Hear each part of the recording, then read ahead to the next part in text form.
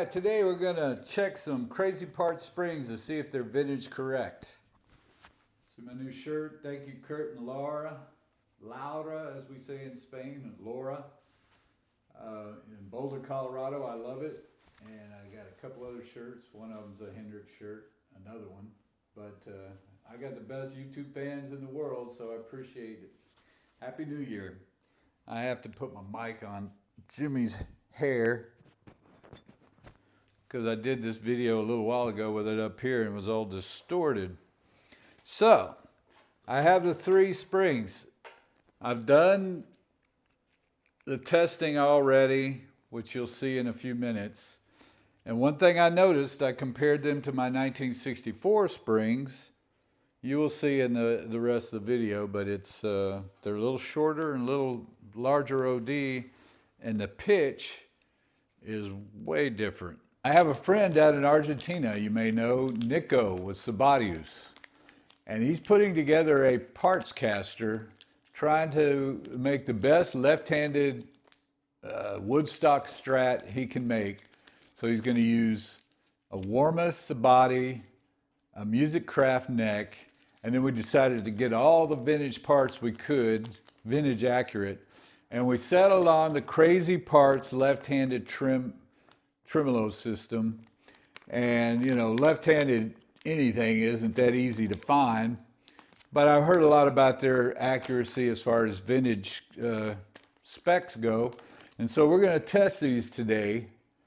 The problem is, for some reason, when you buy the Tremolo, they only come with 3 springs, and I always recommend running 5 springs. So we are going to test these for tension. I'll compare them to my vintage 1964 springs. We'll compare the dimensions a little bit. I'm not going to sit down with calipers and measure these things, but we'll also compare the pitch of the spring when it's under tension. Let's get to the test and I'll show you what I'm talking about. All right, I did a quick little calibration using my 1964 vintage springs, and it came out exactly what I had measured last year, I guess. You look at that. Came out to 11.6 pounds. What I do is I move it, stretch them an inch, and measure them. So I've calibrated my little system here. But one thing I've noticed right off the bat, and it's not easy to mix these up because they're so different as far as length goes, but you can tell these are about 2 loops shorter, the Crazy Parts. And they're a little bit bigger OD too. So I don't know what they base these off of. It could be 50 springs. Maybe I'll send them an email and see what they have to say. But let's get back to the measurement. Since they're different lengths, I have to recalibrate here. You got to start off at the same point. So I had to move the scale just a hair. So it comes out to about 10.9. We'll call it 10.9. So that's a good tension, because if you look at this, the Callaham springs were the tightest of all, 16 pounds. That's ridiculous. The Gotoh springs were 15. My vintage ones were 11.6. Raw vintage is 10.4, so that's the least out of all of them. My CAR Strat, Candy Apple Red Strat, had a mixture of springs, and it was 3 vintage ones, I think, and they had been replaced by newer ones, the 2 missing ones. Probably had 3 springs at 1.2. And then I'd measured the Fender American Vintage, and they were 14.2.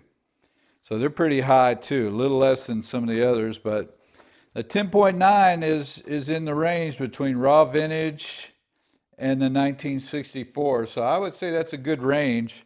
I don't think the length makes as much difference. I'll put the 1964 back on there and we'll listen to the pitch.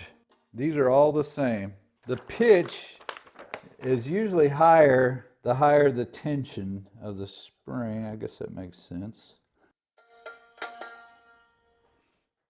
So here's the pitch of the 64 springs.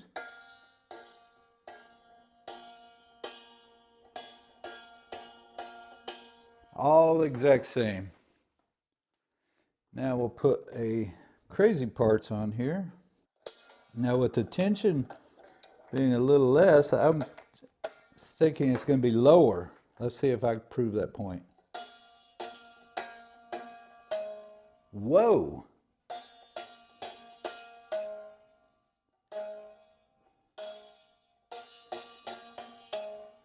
Crazy. Crazy parts. Well, that's interesting. Got that theory right.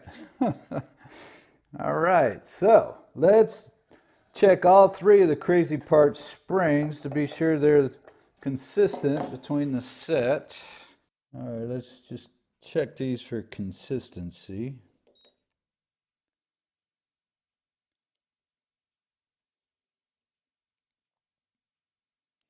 11.2. 11.2. So we got two at 11.2. All right, we got two at 11.2 and one at 10.9. So they're not that consistent.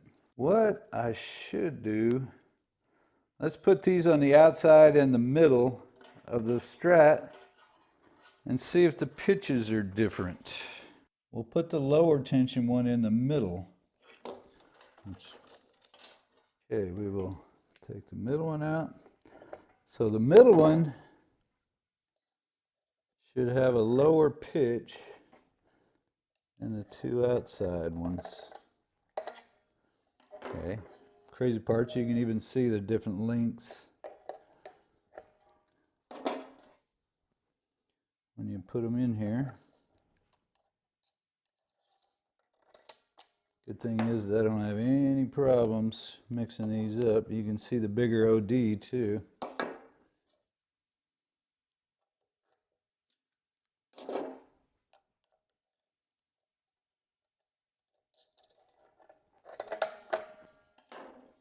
Okay, so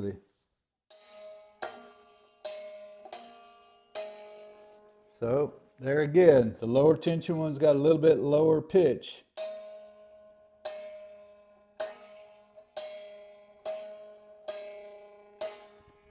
I don't know if they've ever tested these things like this. But now my theories have been pretty good.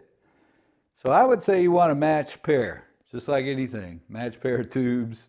You know, that's not absolutely necessary, but it does make the amp run full efficiency. Oh boy.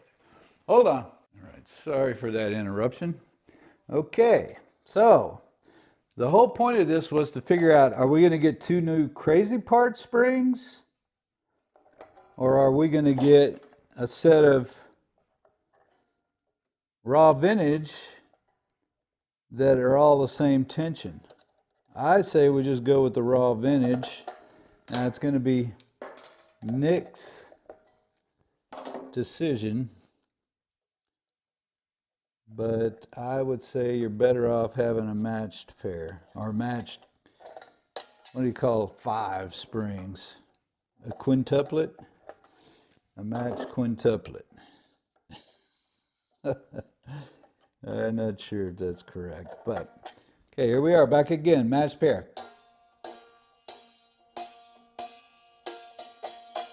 Matched quintuplet. All right, it's going to be up to Nick to make the choice. 2 more crazy part springs or a set of raw vintage. I would recommend the raw vintage. It's too bad that the crazy parts don't seem to be consistent.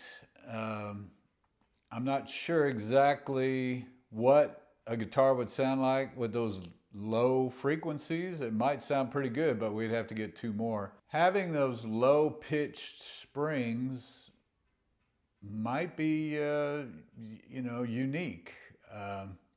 But since they're not consistent, I'm reluctant to get 2 more because they probably won't match. It's more about the like I said, the resonant frequencies of the springs when you got your amp cranked like Hendrix. I mean, this is all based off of what Hendrix was doing.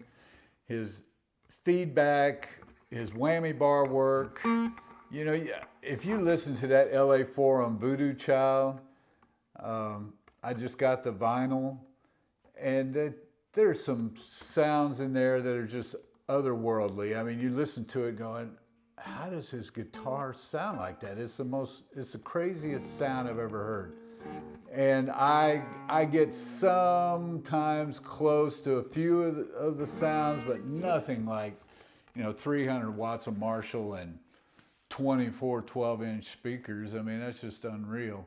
This Musikraft neck is the best thing I ever did to this Strat. I'll never put the 64 neck on there again. Those small frets are perfect. And I mean, it really sounds amazing. I'll do some videos later to capture the fuzz sound. That's one good thing about this old guitar is it just works better with a fuzz. I mean, it's hard to explain, but the fuzz is just smoother, and it really does sound a lot like what Jimmy does on it with his fuzz. It's not harsh. And also, he requested, or at least I read that he requested Abigail Ybarra wound pickups on all of his Strats, and I don't know if that's true, but these two are vintage Abigail Ybarra pickups. So I've got a little advantage there. I wish the neck one was, but it still sounds good. The neck one sounds just as good, and it's low wound, 5.23 ohms, I think. So it makes a difference. I'm starting to realize that the guitar makes a difference in the way your fuzz sounds. So I hope this helps, and I'll talk to you guys soon.